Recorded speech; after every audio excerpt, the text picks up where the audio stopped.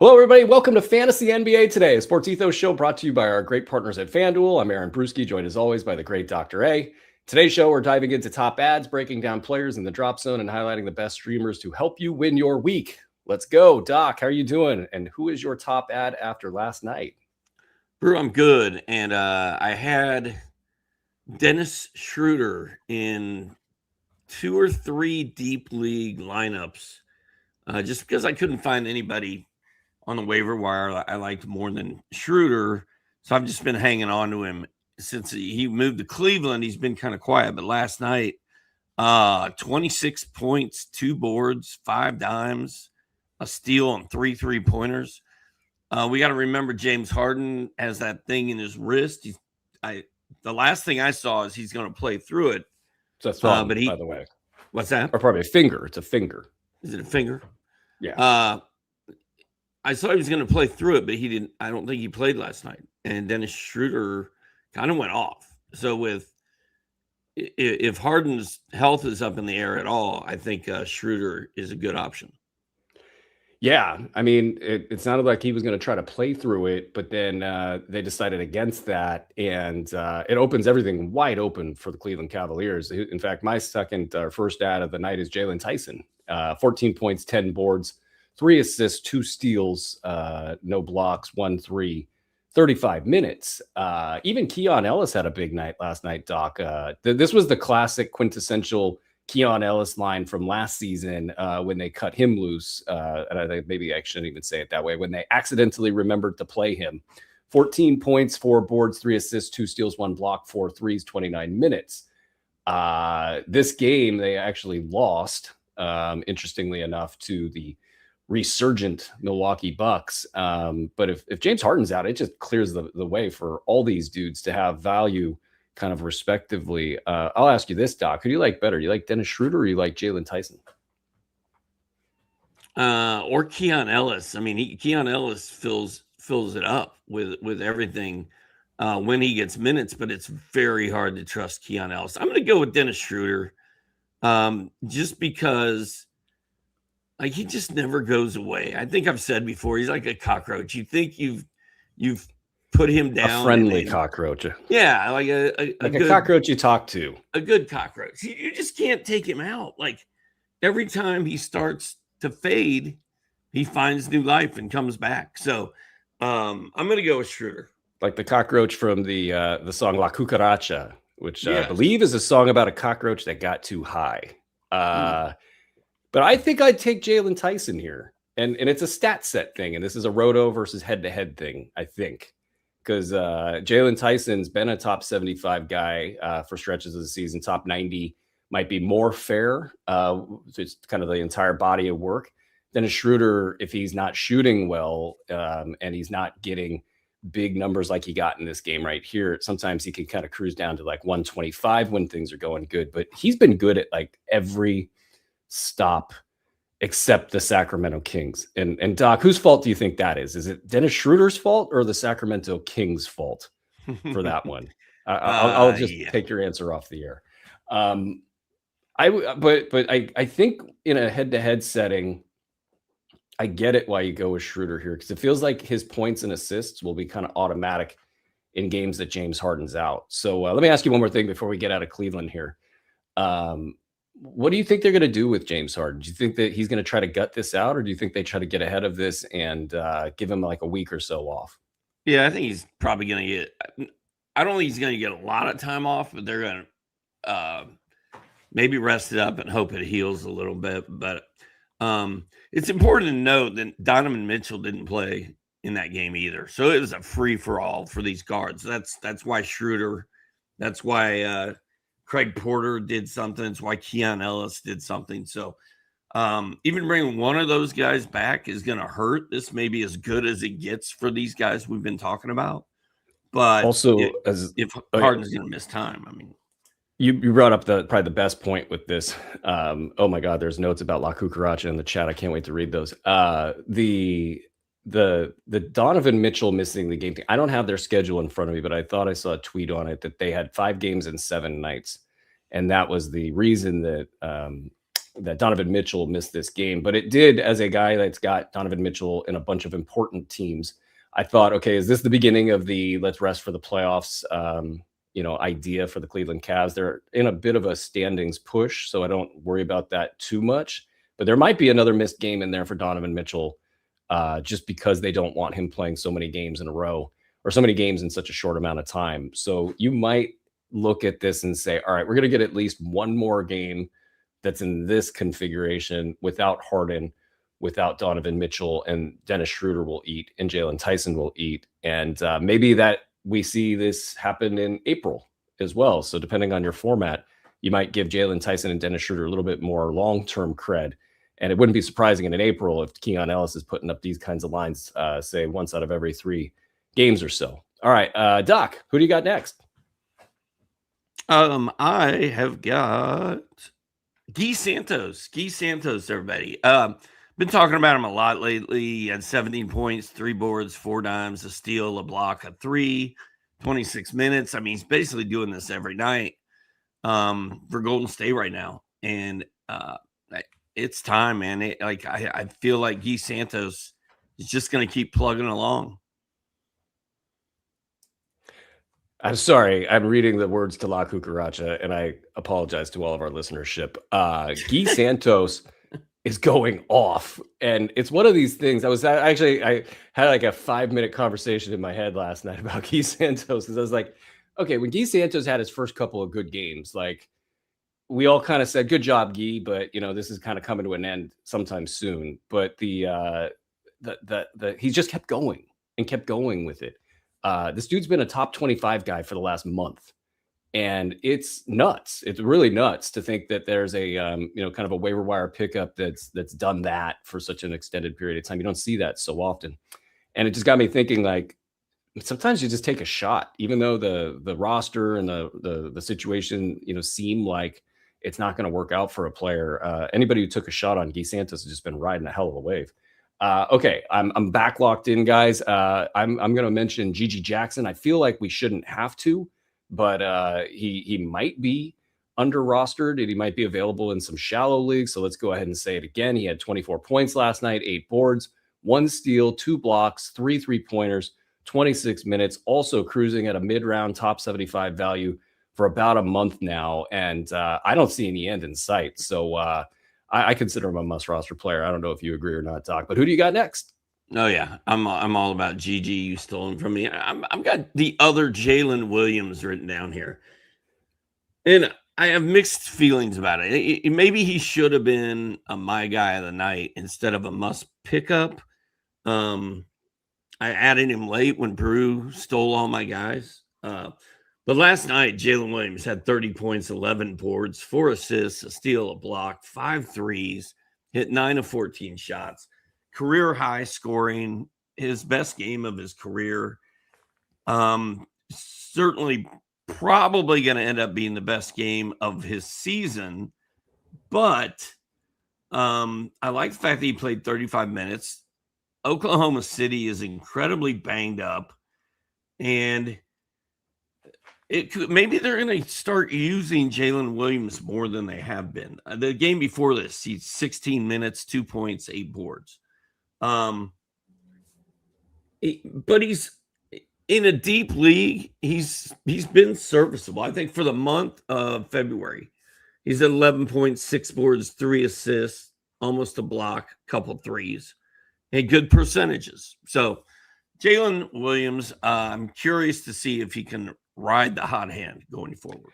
Yeah, I always wonder with him. So he gets it going every so often, and there's a lot of opportunity throughout the year, for him to step in and play as they sit their bigs in Oklahoma City. I always wonder if he's going to get the percentages right, and he's done that here on a hot streak, of course. But can he keep it going, say, from like March 15 to April 12 or whatever the last date of the season is? Because that's, I think, where you target him in your mind. If you could get something out of him now, great, let's go. But you're really looking, can I parlay that into that end of season run? And he shoots so many threes that his shot diet is more or less a lot of jumpers. Would love to see him take some of all that skill he's got and start getting some easier shots down low. Let's get to the last ad of the night. It's none other than Reed Shepard, 28 points, 4 boards, 2 assists, 1 steal, 1 block, 7 threes, 32 minutes in this game against the Kings.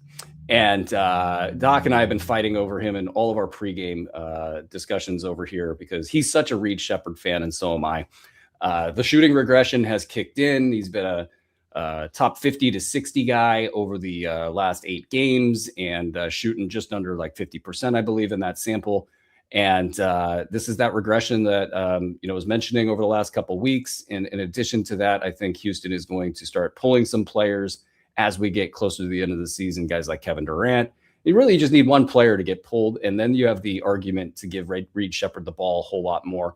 And he's done this at the ends of seasons in the past, is take a lot of shots and make a lot of noise in the box score. So Reed Shepard should be owned across the board. All right, let's shift gears and talk about players who are struggling, potential buy lows, candidates to drop. Doc, who is your first player in the drop zone tonight? Nikola Vucevic of the Boston Celtics.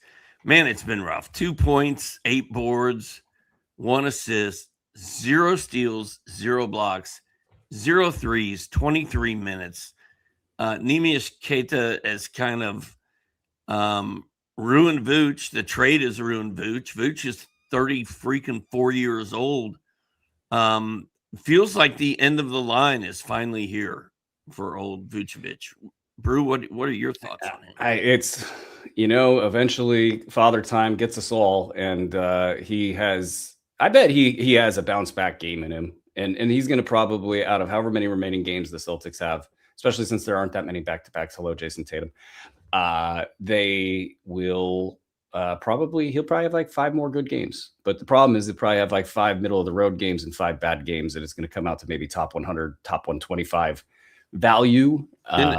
I don't feel like he's popped one time in Boston. Like it doesn't feel like it's there anymore. I think there was one pop within the first 2 games. And I think that was like the death blow to my hold of Neemias Queta, who had a great article written about him by was it Mark Spears? So go check that out. But the Vooch stuff is tough. I don't think the upside is going to be. How could the upside be there if Jason Tatum's returning sometime soon? Like, that's the last death nail, I think, for his value. I think it knocks him into a 125, 150-ish range, but probably solid 125. And that'll play in a lot of leagues, but it'll just be inconsistent and frustrating. And speaking of inconsistent and frustrating, Keegan Murray got injured in this last game. I haven't seen an update in terms of like how bad it's been. Another left ankle injury. I mean, they play again tonight, and that's probably what the Kings were thinking, is like, there's no reason at all to keep him out here in general. Maybe they're like, okay, let's get you ready for tomorrow night. And hopefully this is of the minor variety, but that just blows so bad for his fantasy value. Like, if he's out for any number of games, like one game, he misses tonight's game, it's just going to be in the back of your head. Like, is this going to be kind of the end of the road for him? Are they going to just say, all right, it was a lost season and we're just going to kind of throw this one away? I probably would wait for more info, like that it's going to knock him out the rest of the season, or, whatever they say coming out. I don't think it's a season ender kind of an injury, but I think if they say it's 1 or 2 weeks, then you really got to have a lot of faith that he can come back and be super good. And it's hard to have that faith given the way the Sacramento Kings play basketball, and just kind of hand it to Russ and get out of the way. Doc. Oh, and as far as a recommendation there, I would say hold until we get more information, but it's not looking good. Doc, who do you got? Ousmane Dieng. I was so fired up about him. I called his big game a week ago. Was it a week ago? Yeah, you today? did. I think it might have been a week ago today. And he's been pretty bad ever since. 5 points, 0 boards, 2 assists, 1 3, 13 minutes last night for Dieng. The dream is dead. This is the sad part. They won that game. Yeah. And Doc Rivers and Giannis Antetokounmpo, they're trying to get back on the floor. It feels like they're trying to get him back on the floor. That loss the other day, I thought, oh, maybe that might be the thing that like kind of convinces everybody to throw it in, and Ousmane Dieng would be the guy to pick up the slack the rest of the way, but it's not going to happen just yet. What are you doing with that though, Doc? At this point, I'm okay with dropping him in most leagues. I mean, if you look at your waiver wire and you're like, man, there's nobody I'd rather. He's the best player there is. Then obviously you're not cutting him. But I'm cutting him, and then I'm monitoring this situation because, like you said, it doesn't necessarily mean he's done. He's just gonna suck the rest of the year. But he's just in a funk right now. He's in a minute. Like Doc Rivers isn't playing him. I'm okay with cutting him. But I'm also not scared to pick him back up if things change. Yeah, and if I'm in a lot of 200 player formats, we're all gunning for the same upside. So like I'll hold on probably because it feels like there's like 5 to 10 competing principles going on in Milwaukee at one given time. Like Kevin Porter Jr. is legitimately, kind of worthy of all the usage and touches and all the things that he's getting there. But he's doing so much stupid stuff on the floor. And Doc Rivers has to kind of look the other way when that's happening. And then Jang's there and he's like, oh, this guy's got no juice. I could play this guy 13 minutes because he's a rookie or a young guy. And, nobody can stop me there. And Ryan Rollins is just running up and down the floor, chucking whatever he wants to chuck. And Kyle Kuzma's like, well, this is my last stop, more or less. So I'll just do what I'm going to do. And Bobby Portis is like, well, I own Milwaukee, so I'll do what I want to do. And they all do what they want to do any given night. And it's a total mess. And Doc Rivers won't be coaching there next season. And at the same time, Giannis controls everything. And what the hell are they doing? We don't know. So it'll be fun. If it all spins, though, south, Ousmane Dieng kind of just absorbs stats. That's the thing I've noticed about him. If he's on the floor for like 25 plus minutes, the stat line's going to be good. And you look and say, once they can't compete anymore for whatever reason, Ousmane Dieng might be the man. So I'll hold on a little bit more. I'll take us to Denver, Doc. And I don't feel like this is a screaming hot take or anything, but Cam Johnson actually had a decent line. 11 points, 5 boards, 3 assists, 3 threes. Christian Brown, 6.7 boards, 2 assists, 2 threes next to him. Both of them played a lot of minutes. And I just think it's just not going to happen for either of these guys. And you probably look every so often at Denver. These guys pop up on your waiver wire and you go, oh, there's an injury or something happened. And they're going to get some minutes and touches and, all the things. And it just never works out for these guys. So on a short slate, I figured I would give you guys some Denver, some downer Denver news. And I don't know if you have anything to say about that, Doc, but otherwise, who else you got? Keep it in Milwaukee with Cam Thomas. 7 points, 1 rebound, 2 assists, 1 3, 16 minutes. Yeah. Even if he's playing well and scoring 25 points, he's not doing other stuff. So when you take away the scoring in the minutes, then there's really nothing there. I mean, I don't see any reason to hang on to Cam Thomas right now. No. Cam Thomas has disappointed us for a very long time. But, in the same vein as Ousmane Dieng, if you saw Cam Thomas averaging 28 points per game in April, it wouldn't shock us. I still wouldn't stash him for that. But when we get into April, it might be interesting. We'll kind of touch base on it then. Yeah, and maybe. I will take the bullets, Doc, for Cam Spencer. We were trying to remember his stat line last night before the show. I had it at like 3 assists and like 4 points. Well, it ended up being 5 points and 2 assists. He did hit a 3. He played 21 minutes. They're playing like 5 guards right now at a given time. It's like a 5-guard lineup out there quite a bit. And what I've noticed about Cam Spencer in the last month or so is he's just completely taken himself out of the action.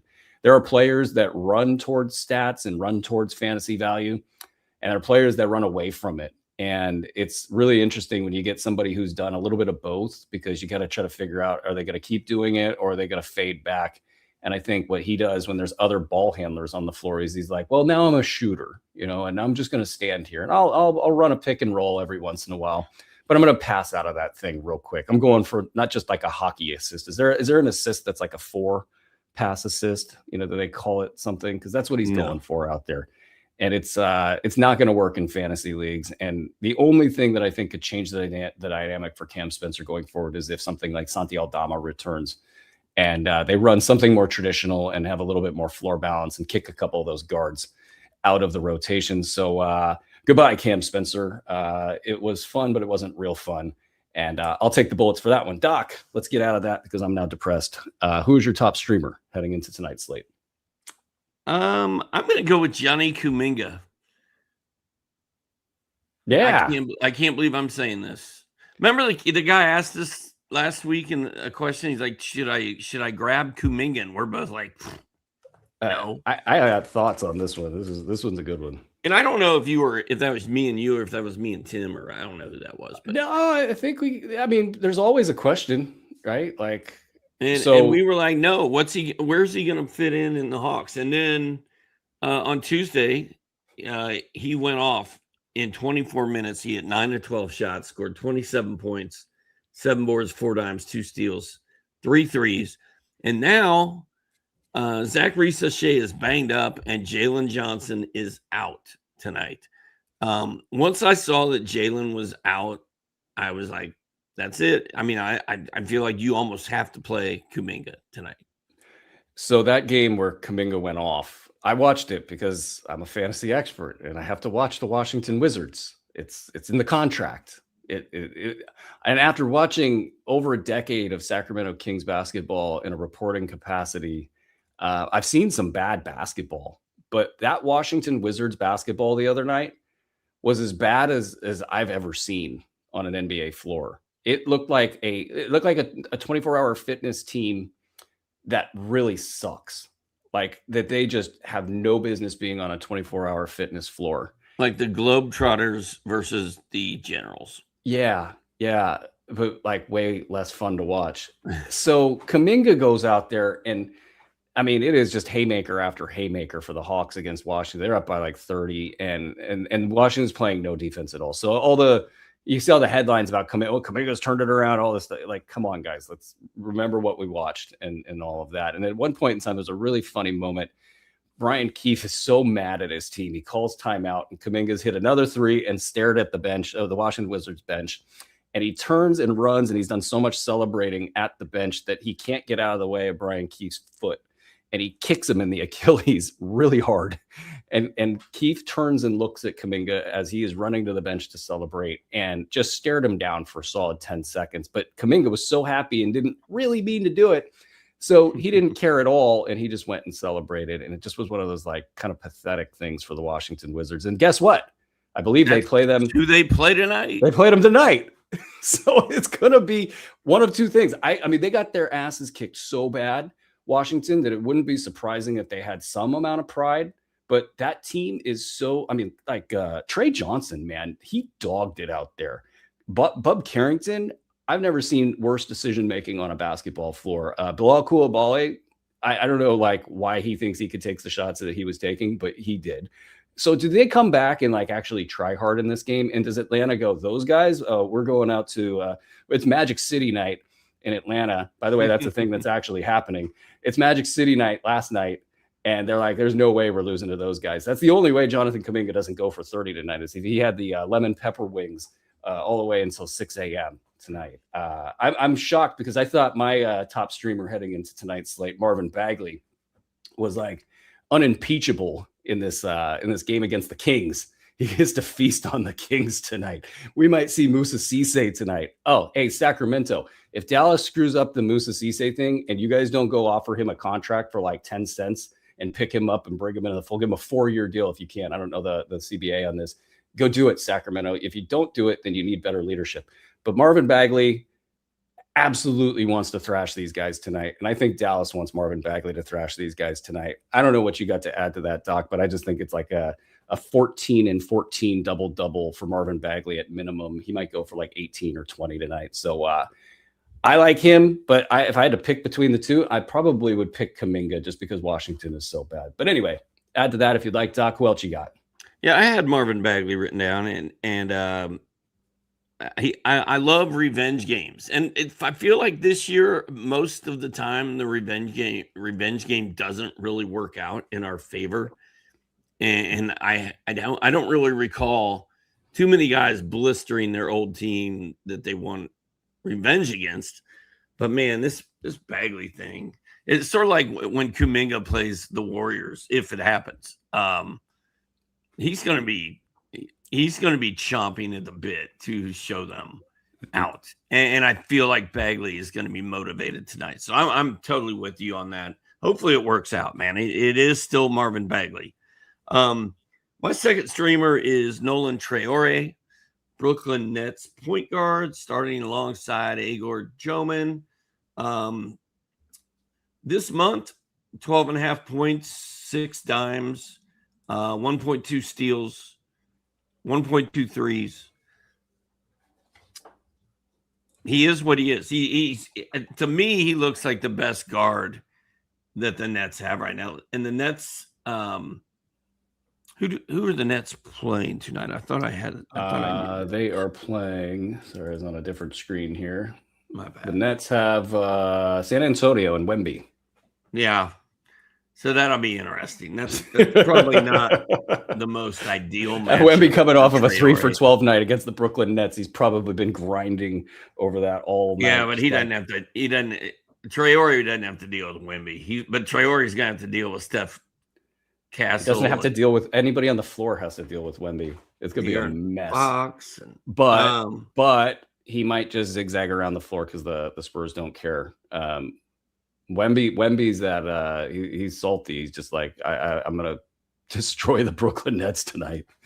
And but I do like Traore a lot, and I feel like he might be available, and I would stream him tonight. Yeah, all banging aside, he's been consistently poppy in the box score, and the efficiency is not what we want it to be. But it's like, hey, he plays in Brooklyn, so there we go. Oh, we got breaking news: Russell Westbrook out tonight.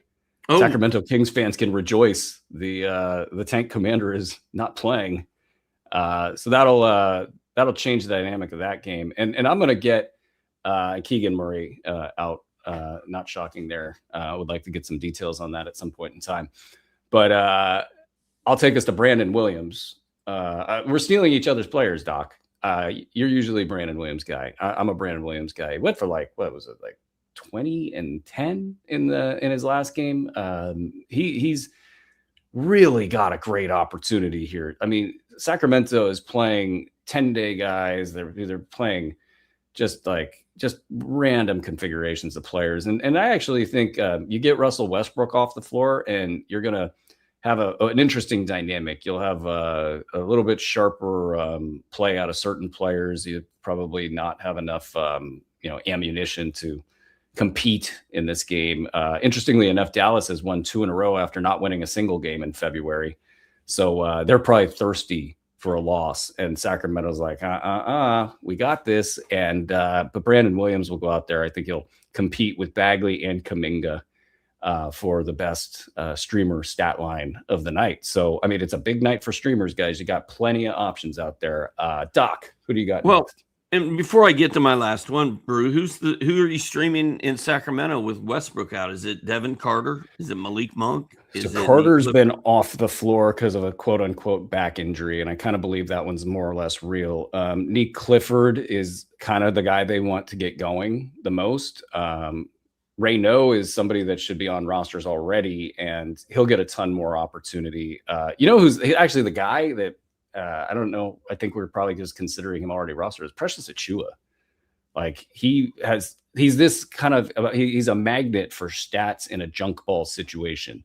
So when in the last game, Russell Westbrook totally dominated the ball. He actually hit most of his shots. So it's kind of one of those nights where you look at the stats and you can't get mad at him. At the same time, it's terrible basketball development for everybody involved. But he's off the floor. So there's just more opportunity for Precious Achiuwa.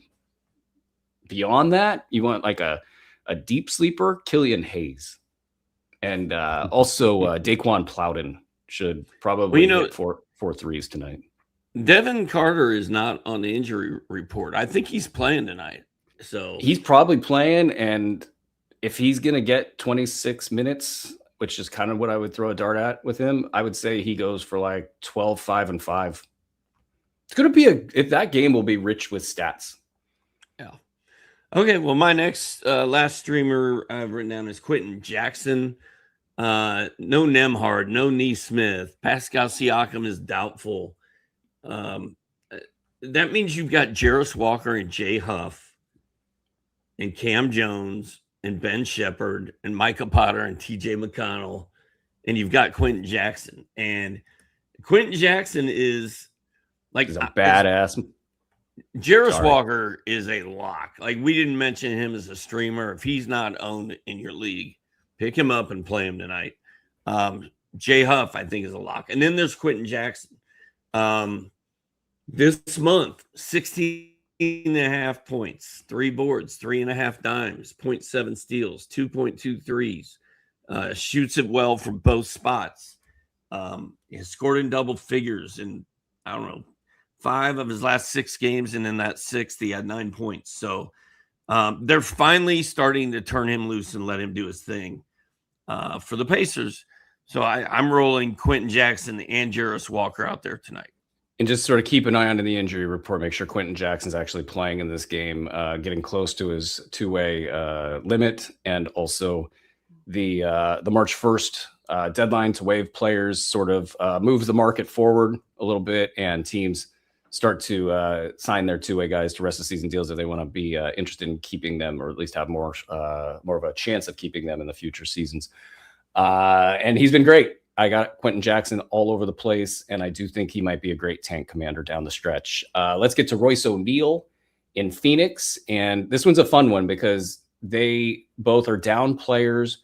They had a triple overtime game, and then that next game completely just bottled up, tired, no stats. And then this last game, they're still searching for how to compete without enough offensive players on the floor. And I think they're going to start to slowly figure it out. And Royce O'Neal is well positioned to be a guy as somebody who's been a general top 100 guy throughout his recent career when given the opportunity.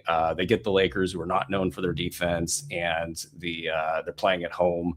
I think they're tired of losing. I think they have a bounce back game in them. So Royce O'Neal could have a top 100 line. And that's going to do it for this episode of Fantasy NBA Today. If you're listening on a pod feed, take 60 seconds. Please leave us a 5-star review. It really helps us out. And if you're watching on YouTube, hit the thumbs up button and subscribe to the Sports Ethos channel so you guys never miss an episode. From Doc, Andre, and everybody here at Sports Ethos, we will be right back with our daily fantasy deep dive, available exclusively on the Fantasy NBA Today pod feed and the Sports Ethos YouTube channel. This has been Fantasy NBA Today, presented by FanDuel.